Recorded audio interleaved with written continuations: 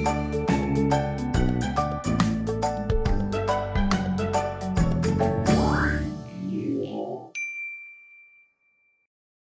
young scientists. Today we're going to learn about sticking things together. When you think about sticking two things together, you might think of glue and paper. But there are so many other things you can stick together and lots of ways to do it. At GE, we often need to stick two objects together, and we call it joining.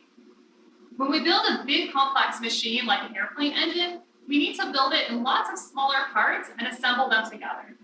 Sometimes we can bolt them together, but other times we need to join them together. Let's look at a few ways to join two objects together.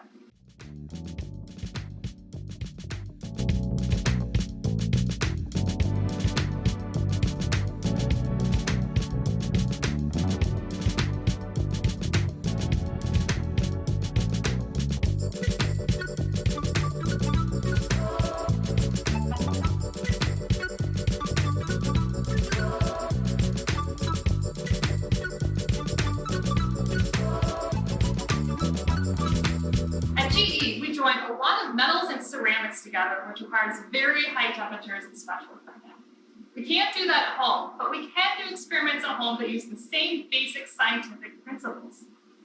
There are two types of joining.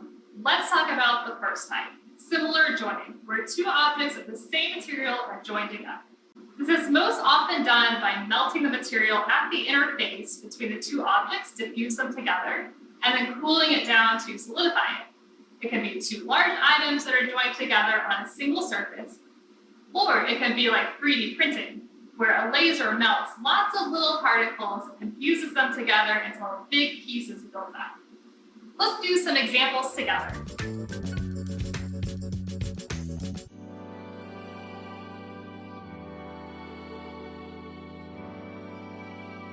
So we are going to make a witch's hat and a leaning tower of chocolate out of chocolate. The witch's hat looks like this, and this is the leaning tower of chocolate.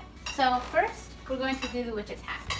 We need Hershey's chocolate bar and Hershey's Kisses. First, we take one piece of the chocolate bar and then we cut it in half. Then we take the kiss and we need it to stick together. The way we're going to do that is to heat up water in the microwave for 45 seconds. So once we have our hot water, we dip our knife in the hot water for 5 seconds. Then we put it on the chocolate to make it melt. The reason we need to make it melt is so that it sticks together. Then we put the kiss on and then we wait for it to harden and stick together. And that is our witch's hat.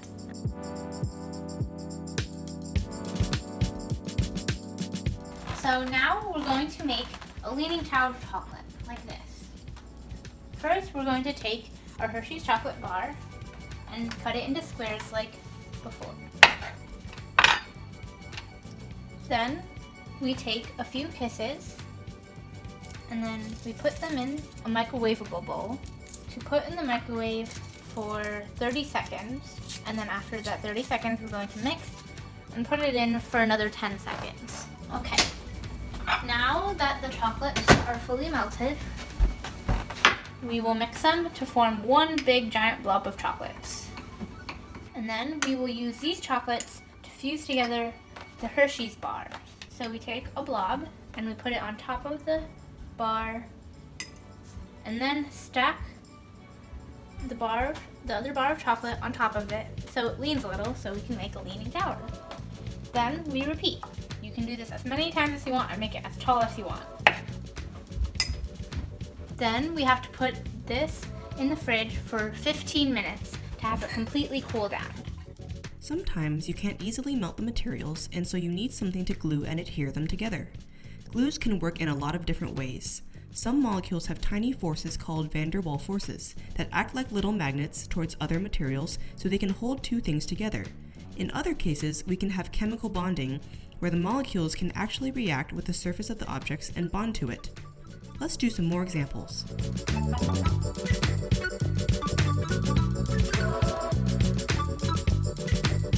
Today, we are sticking two of the same materials together using an adhesive you can find at home. We'll be looking at honey and peanut butter, and I encourage you to explore other materials like frosting, syrup, butter, anything you can think of. There are two properties that make an adhesive effective. The first one is that it sticks to the surface of the material, and the second is that it has high viscosity. So by high viscosity, we mean it doesn't flow very easily. So water, when you pour it, flows out really easily. It has low viscosity. Honey, it flows a little more slowly. It has higher viscosity than water. And peanut butter doesn't really flow at all. So it has very high viscosity. So we're going to see the effect that viscosity has on how effective our adhesive is. So we're going to start by making a peanut butter sandwich. You've probably done this before. And so we're going to put some peanut butter on one side of the cracker. Not too thick of a layer, but thick enough that it covers it, and will cover both sides of each cracker. And so we're going to just gently press down, and now with the honey. So we're going to drizzle some on, again, to cover the surface. But you don't want too much because then it will run out. I'm going to gently press down. And now we're going to test each one. So the peanut butter, so just by lifting up only the top cracker, you can see that lifts up and it's sticking it really well. And now we're going to try and pull apart the bottom cracker. And the peanut butter is so strong, the cracker actually crumbled. And so now we're going to do the same thing with the honey sandwich. And so again, we can pick up just the top cracker and then try and pull down. And now this one separates. And you can see the honey sticks to each side of the cracker, but then it separated from itself. A little bit of the cracker came off, but mostly the honey separated. And that's because the honey has lower viscosity than the peanut butter. It can't hold itself together as well. So now we really want to make sure it's an effect of the viscosity and not just honey versus peanut butter. So what we're going to do is we're going to take the peanut butter, heat it up, and lower the viscosity of that and test that.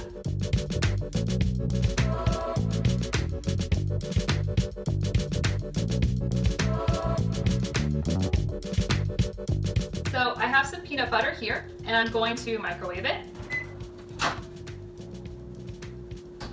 When you microwave the peanut butter, go about 10 to 20 seconds and stir. You want to make sure it's not too hot to touch, but you do want to make sure that it flows. And so this peanut butter has been microwaved almost 20 seconds. And so when I stir it, when I lift it up, now it runs a lot like the honey does.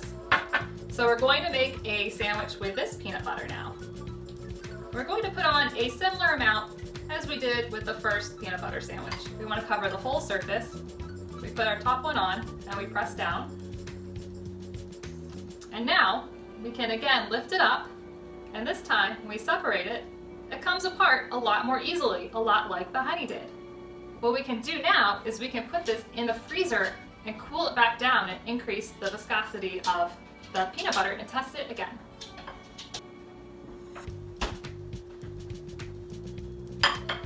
So this sandwich has been in the freezer for about a minute, so let's test it out. It broke the cracker again. So it's now as strong as the peanut butter that we, at room temperature, that we originally did. So we can change the strength of our adhesive by changing the viscosity of it. And you can use that the next time you need to join two things together.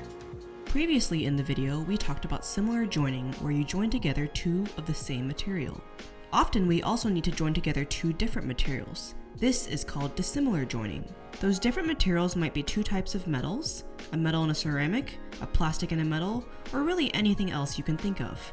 At GE, we often need to adhere a thin coating of ceramic onto a piece of metal.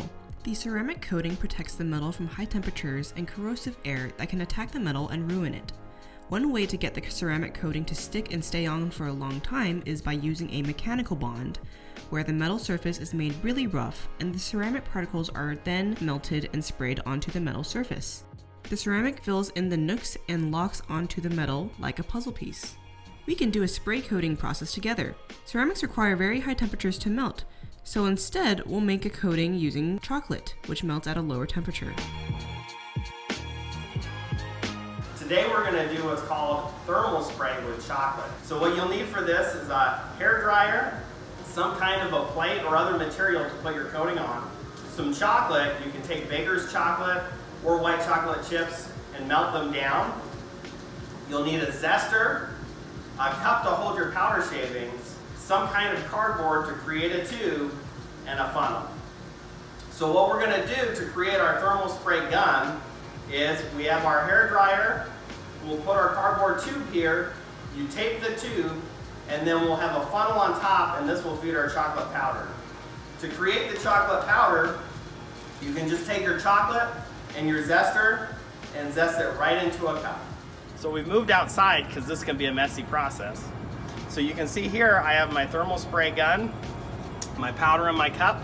I'm going to pour the powder into the funnel, and we're going to blow it onto this substrate here, which is just a paper plate. The key here is to preheat your hair dryer for a few minutes just to make sure everything's warm.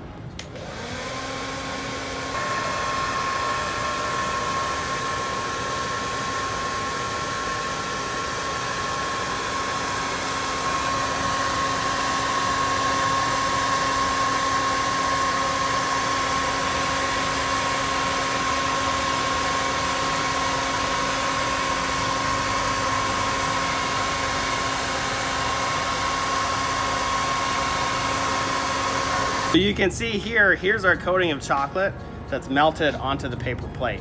So you can try this with different types of plates, different types of chocolates, lollipops, and all kinds of different materials to see what kind of sweet delights you can make.